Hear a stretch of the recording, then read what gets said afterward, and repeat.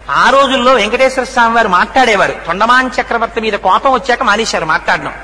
అందుకని ఒక రోజున అనంతాచార్యులు వారు కూర్చుని పువ్వులు కడుతున్నారు.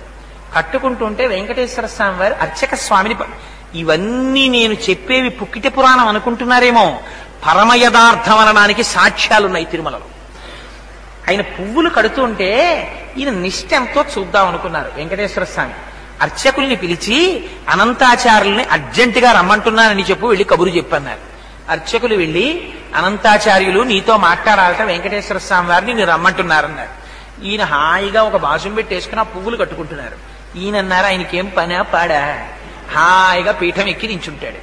అందుకని వాణ్ణి వీణ్ణి అందరినీ పిలిచి కబుర్లు చెప్తానంటాడు. నేను ఒక్క అరగంట ఆలస్యం అయిందా ఈ మొగ్గలు బాగా విచ్చుకుపోయి రేఖలు ఉడిపోతాయి, అప్పుడు ముట్టుకుని కడితే రేఖలు ఉడిపోతాయి, అందం ఉండదు. అందుకని నేను మా గురువు గారు రామానుజాచార్యుల వారికి ప్రమాణం చేసి వచ్చాను, మంచి పూలదండలు కట్టి వెంకటేశ్వర స్వామి వారికి సమర్పిస్తానని. అందుకని ఇప్పుడు రాను, నాకు కుదరదన్నానని చెప్పన్నారు. అంటే అర్చకులు అలాగే వెళ్ళి చెప్పారు, ఆయన రారటండి ఇప్పుడు. అంటే ఏం చేస్తున్నాడన్నారు. మీకు పూలదండలు కడుతున్నట్ట, మొగ్గలు పాడైపోతాయిట, ఆయనకేం పనా పాడా అన్నాడండి అన్నారు. అంటే సరేలే అని నించున్నారు స్వామి. ఈయన తర్వాత పుష్పమాలికలన్నీ కట్టుకుని బుట్టలో పెట్టుకుని దాన్ని భుజానికి తగిలించుకుని లోపలికి వెళ్ళారు గుళ్ళోకి. వెళ్ళి ఈ పుష్పమాలలన్నీ అలంకారం చేద్దామని గడప దాటి చేతిలోకి తీసుకుంటున్నారు.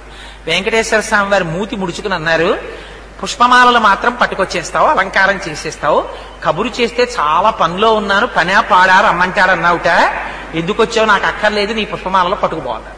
అంటే ఆయన అన్నారు, నువ్వు పుచ్చుకోకపోతే మానే, నాకు అనవసరం.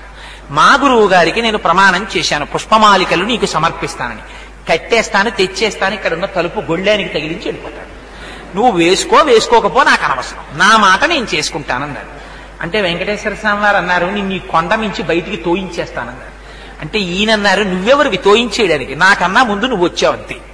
ఇక్కడ నువ్వు 100 గజాల స్థలం వరాహస్వామి దగ్గర పుచ్చుకున్నావు, నేను మా గురువు గారి మాట ప్రకారం ఇప్పటికీ ఏటీసీ కాటేజెస్ అంటే అనంతాల్వార్ ట్యాంక్ కాటేజెస్ అవే, నేను చెరువు తవ్వి నువ్వు పూలు కట్టడానికి వచ్చాను. మిగిలిన వాళ్ళకి భగవంతుడు ఉంటాడేమో, నాకు భగవంతుడు రామానుజాచార్యులు వారి, నాకు గురువు, నాది మధుర కవి కైంకర్యం అన్నారు. మధుర కవి నమ్మాళ్వారులనే పూజించేవారు, నమ్మాళ్వార్లు వారి గురువు గారు, నమ్మాళ్వారుల్లోనే భగవంతుడిని చూసేవారు. అలా నాకు కూడా మా గురువు గారైనటువంటి రామానుజులే సమస్తం.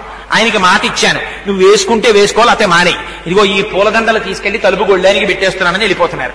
వెంకటేశ్వర స్వామి వారు పరిగెత్తుకొచ్చారు, ఈయన పరిగెత్తుకుపోతున్నారు. ఎదురొచ్చి పట్టుకున్నారు. అంత కోపం అయితే ఎలాగో అనంతాచార్యులు, నువ్వు ఎంత బాగా కడతావో, నీకు అసలు ఉన్న నిష్ఠే ఉంటో చూద్దామని రమ్మన్నానోయ్ అని గట్టిగా కౌగిలించుకుని ఆయనతో 4 కులాసా కబుర్లు చెప్పి సంతోషపెట్టి పంపించారు. అనంతాచార్యుల వారి వైభవం అంటే ఏమిటో తెలుసా అండి? ఆయనకోసారి జ్వరం వచ్చింది, గుళ్ళోకి వెళ్ళడం మానేశారు. మానేసి శిష్యులకిచ్చి పూలదండలు పంపిస్తుండేవారు. పంపిస్తుంటే ఆయన మంచం మీద పడుకుని ఉంటే వెంకటేశ్వర స్వామి వారు అర్చకుల్ని పిలిచి, రావట్లేదే అనంతాచార్యులు 3 రోజుల నుంచి అని అడిగారు. ఆయనకి తెలియదా? అడిగితే అర్చకులు అన్నారు, కొంచెం జ్వరంగా ఉందండి, పడుకున్నాడన్నారు.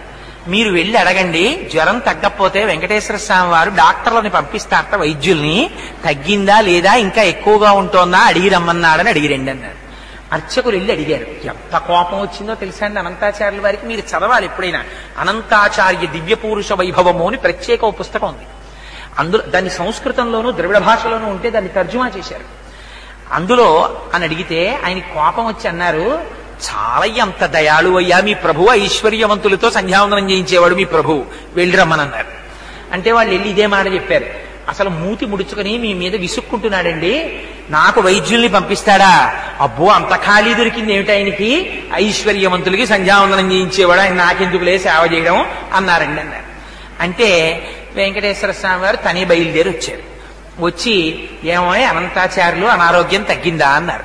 ఇటువైపు నుంచి అటువైపు తిరిగి పడుకున్నారు. ఆయన మాట్లాడకపోతే ఆయనే పాపం బల్ల లాక్కుని వెంకటేశ్వర స్వామి వారు కూర్చున్నారు. ఇవన్నీ యథార్థంగా జరిగిన సంఘటనలండి.